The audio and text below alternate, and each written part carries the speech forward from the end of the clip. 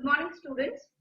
Today I am going to start a new poem from the Hornbill, and the title of that poem is The Lambernon Top. It is a very sweet and short poem.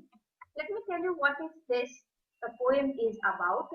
The poem is written by Tad Hughes, and it is about paying the relationship of between the Lambertum tree and the bird.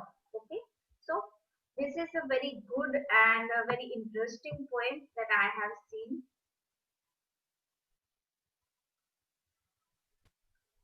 Yes, it is about a repaying relationship between the Lambertum tree and the goldfinch bird, means between the tree and the bird.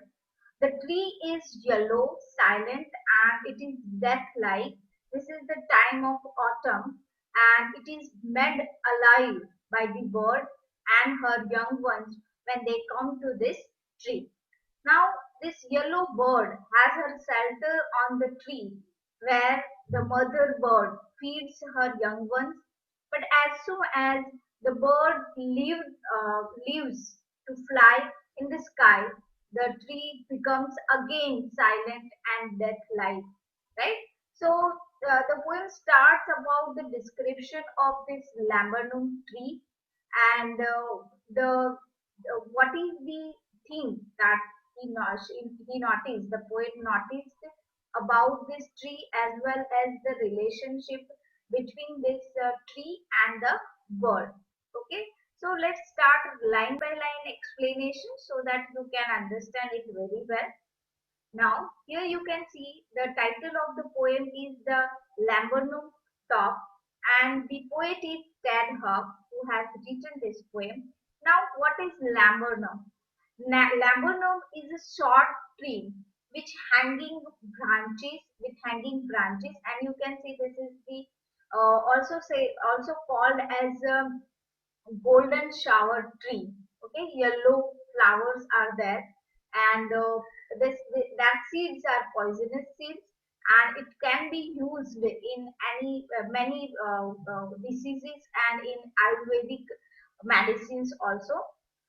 As we are Gujarati, let me tell you that what is the real word for this tree. And we are the Gujarati. In Gujarati, we called this tree as a garmado, right? So if you can see the picture of garmado, so from that image, you can understand this poem very well. And if you don't have around you this garmado tree, you just go and Google it and find out the image of the tree. So then you can understand it more properly. Let's start line by line explanation. The laburnum top is silent, quite still in the afternoon, yellow September sunlight, a few leaves yellowing, all its seeds fallen. Now here the poet is describing the tree, that laburnum tree. Now right now the laburnum tree is its top is silent and it's quite still, that it's not moving, and it is about the autumn season, or you can say the September sunlight, that there is a hot and autumn season was there.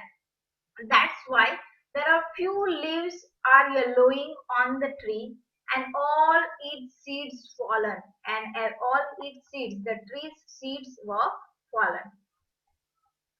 Till the goldfinch comes with a twitching chirrup, a suddenness, a startment, a branch end. Now, when the goldfinch is one small singing bird with yellow feather on its wing that comes to this tree, laburnum tree, with a twitching. Twitching means sudden jerk movement, chirrup, a suddenness, and a startlement. Startlement means feeling or showing sudden shock at a branch end. Now, one day, this goldsmith finch bird came to this tree, and they got the shelter here. And then sleek as lizard, and alert and abrupt. Abrupt means rabbit. Here, this goldfinch bird is compared with the lizard, right? Lizard के साथ यहाँ पे compare किया जा रहा है. So here you can see that the bird is just like a lizard. This bird is also alert, abrupt. Abrupt means rapid. Okay. She enters the thickness and a machine starts up on chittering and a tremor of wings and thrilling. The whole tree trembles and thrills. Now, when she enters the thickness of this tree, there is a thick branch was there. So when she enters to this tree, thickness, termer, okay, and machine starts. Here again, the poet is comparing the bird with the machine. Now you come to know that machine is never ending. Na?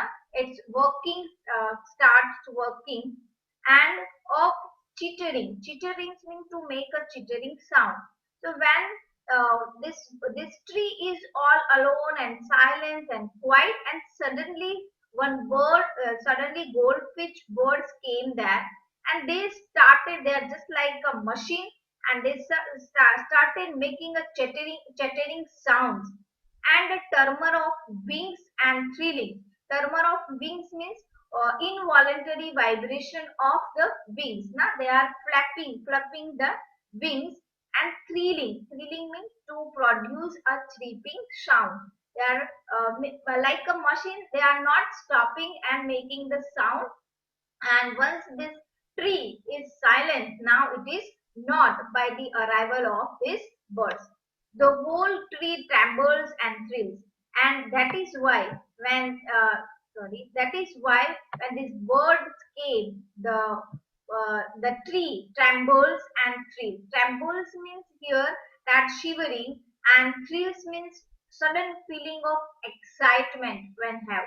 Now here there is one poetic devices is used. I'll discuss it later on. So the tree here there is a two contrasting situation of the tree. First, the poet is talking about that the tree is silent, and here the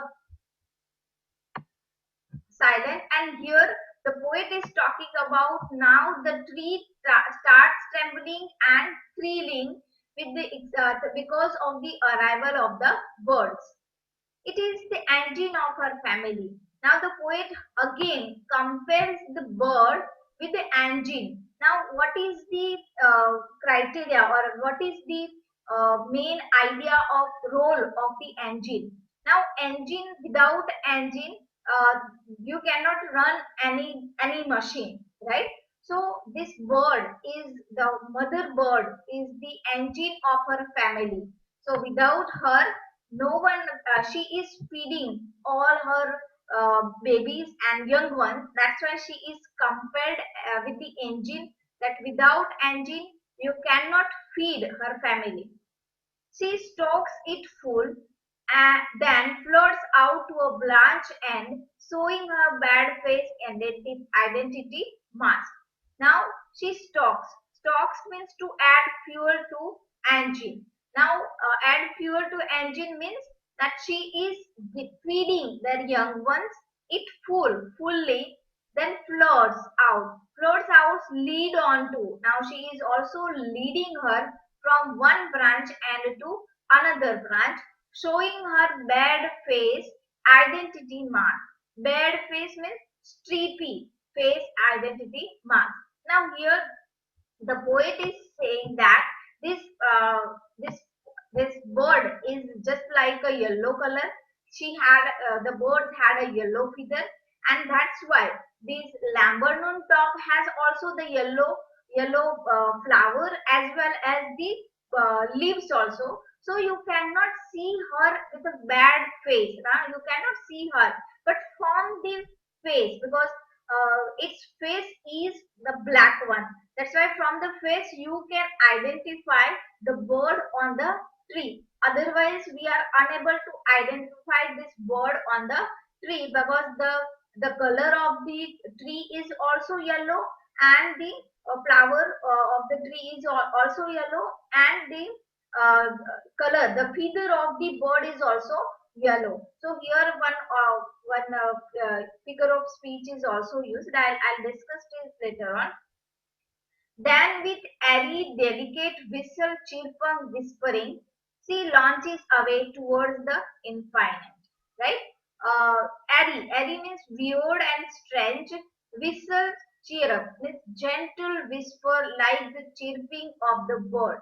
Now here the tree again the sound of weird and strange sound of whistle and chirping, that it looks like that they are whispering with each other. They launches away towards the infinite, and the Lambernon subsides to empty. And again, she left the tree and towards the another destination. She left the tree, and this time the Lambernon subsides. Subside means diminishes to empty, and again this tree is became empty and dead like and like a silent, just the way it was before. So for a moment it was it had a lively things. It became live and started trembling and thrilling. But when the birds left their house, because we know that the birds are not staying at one place, so when the young ones were growing up and they started flying by themselves, they also leaving the branches, and that time again this tree became silent, became dead-like and empty. Okay, it's a very good and interesting poem. We learned so many things from this. So now let me discuss about the poetic devices. Which type of poetic devices is used? Here in the paragraph you can see the first one, alliteration. Many time I discussed in my poem also. Again I am discussing is alliteration means repetition of a consonant sound at the beginning of two or more consecutive words. Okay. The instances of alliteration means कौन से हैं हमारे poem में. Here you can see sea stalks. Here you can also see that sea stalks, right? So that is also alliteration. दूसरे भी हैं that September sunlight, tree trembles and thrills. So this is the alliteration. Okay, tree trembles, she shocks. Okay, so alliteration is used. Now the second poetic device is used as simile. Now, simile means comparison between two things using like or as, right? Sleek as a lizard, right? Here there is a comparison with the lizard, so this that is also used here.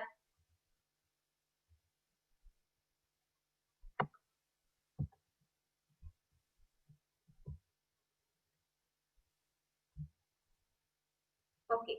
Now, next other poetic devices which you can found here. That the first one is metaphor. Metaphor means an indirect comparison between two things. Generally, a quality is compared, or here you can give. I have given the example.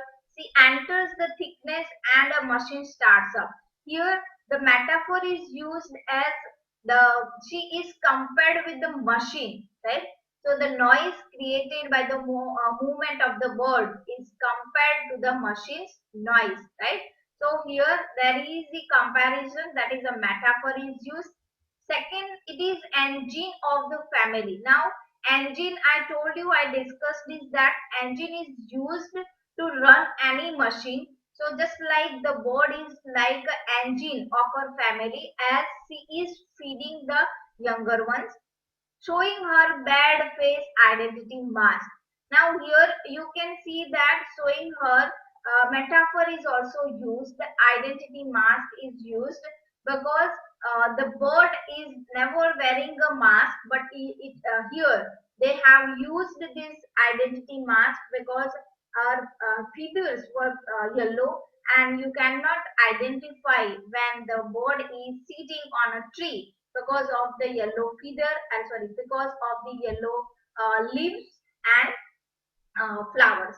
Now personification. The next is personification. The, what do you mean by personification? The attribution of personal nature characteristic to something non-human. Now there is a something characteristic is compared with the non-human thing, right? So suppose trembles and feeling. This behavior, or you can say the nature of the human, but it is compared with the non-human, with the whole tree. The tree cannot be trembles and the tree cannot be thrills, right? It is the human behavior or human gesture, but it is compared with the tree. Now, next, the transferred epithet. Now, here in a last sentence, it is used the figure of speech where the adverb is transferred to another noun. Now, here there is the adverb identity. Now, identity should be used here for the face, but it is used for the another noun, that is mask. So that is why it is transferred epithet. Now, I hope you understand it very well. Prepare a notes on it, and please be careful regarding the poetic devices that is used in the poem, because it is the question will be asked mostly on the basis of poetic devices, on, or you can say the figure of speech. Thank you so much. Have a nice day. Make a notes on it and read it again if you don't understand. Thank you so much.